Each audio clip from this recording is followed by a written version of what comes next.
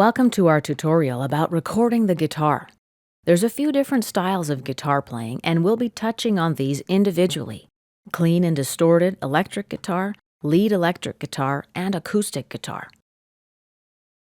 Clean electric guitar can be lined in directly. Ease up on the input compression though, putting the threshold at the 3/4 point instead of the halfway point as with the bass. Clean guitar obviously sits higher in the frequency spectrum. Its function isn't foundational like the bass, so getting the highs to come through is important. Make sure you've got new strings too. If you think a direct recording is too sterile, you can mic an amp. You'd need to mic the amp if you're looking for a loud guitar tone that's not really distorted. For example, if you're playing hard strummed chords. Experiment with the sound of the amp live until you get a sound you like. Use a condenser mic, which will better capture the highs. Position the mic 1 to 3 feet from the amp, or about 1/3 of a meter to a meter from the amp. If you use a cardioid microphone pointed right at the speaker cone's center, you're going to get a brighter tone. Don't compress too much, or you'll squeeze the tone too much and it won't sparkle. You'll also need to isolate the guitar amp as much as possible so you can hear what the signal sounds like. Put the amp in the hallway while you test the signal. Clean guitar can sound thin in a mix. That's why effects like stereo chorus or flanging are used to fatten it up. You can also double the track and pan it to the other side. Now let's talk about distorted rhythm guitar. You can run the guitar into a distortion pedal before the amp, or you can line in distorted tone directly. But without amp modeling plugins on your computer, a direct line is going to sound flat and electronic. A good distortion sounds big and complex. You might want to lay down a few tracks and then spread them around the stereo field. Put down slightly different tones on each track. Change the pickup settings, the amp settings, move the mic a little. If you've laid down your tracks pretty tightly, the final result is going to sound big.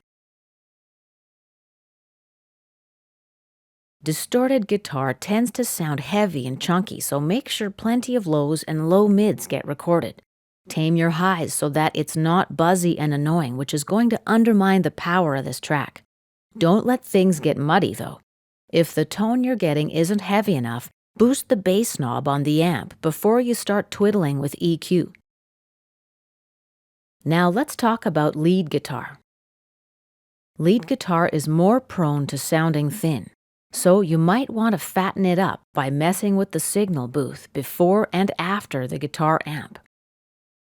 For example, you can put on a distortion effect, then line it into the amp modeler, then feed the signal into a guitar amp.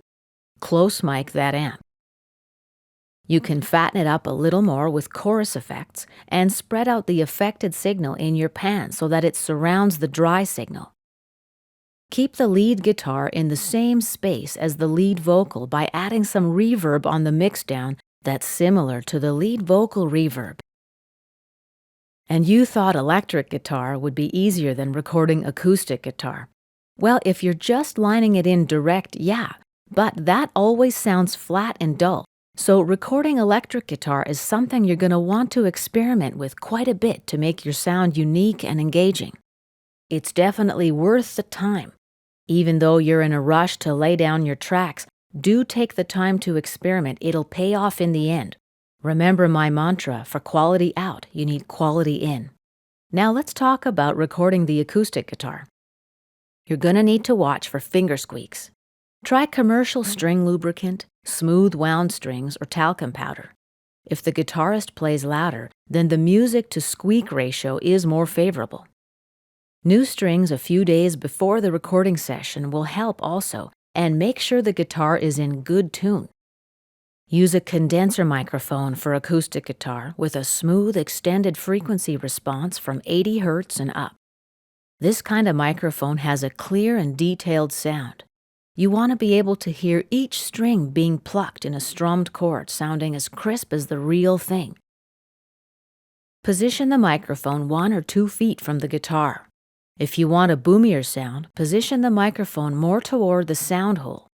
If you're looking for texture and rhythm to stand out, try miking a bit closer to the neck. It'll make the guitar sound less muddy. Close to the bridge is woodier and mellow. About 6 to 12 inches from the place where the fingerboard joins the body makes for a more natural sound.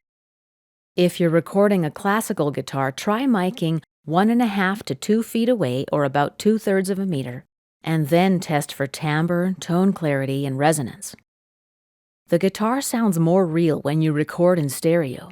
You can put one microphone near the bridge and another near the 12th fret where the body and the fingerboard join. Then pan slightly left and right. Recording with a mini is possible also if your musician needs freedom to move. Hard strummed parts might need some compression. This makes the guitar stand out more in your mix, too. Picked parts need a boost on the upper mids and highs to get some sparkle. Generally, musicians aren't as happy with the sound of a direct line acoustic guitar recording as they are with a mic'd recording. The pickups can sometimes sound scratchy, dull, or a bit artificial. To give the sound a little more dimension, you can record both, line in the guitar, and then mic it at the same time. Just make sure critical frequencies aren't being canceled out and thus thunking the sound. If you hear trouble, either get the mic closer to the guitar or move it farther away. Make sure your musician stays steady while recording too, or the sound is going to go in and out. You can pan the double track slightly left and right to get a broader sound that fills up more space, but you don't need to do this if you've got a dense mix or a lot of instruments that are competing for space. If feedback or leakage is a problem, then mic close to the sound hole and lower the low frequency band on your mixer or in your software when you're EQing.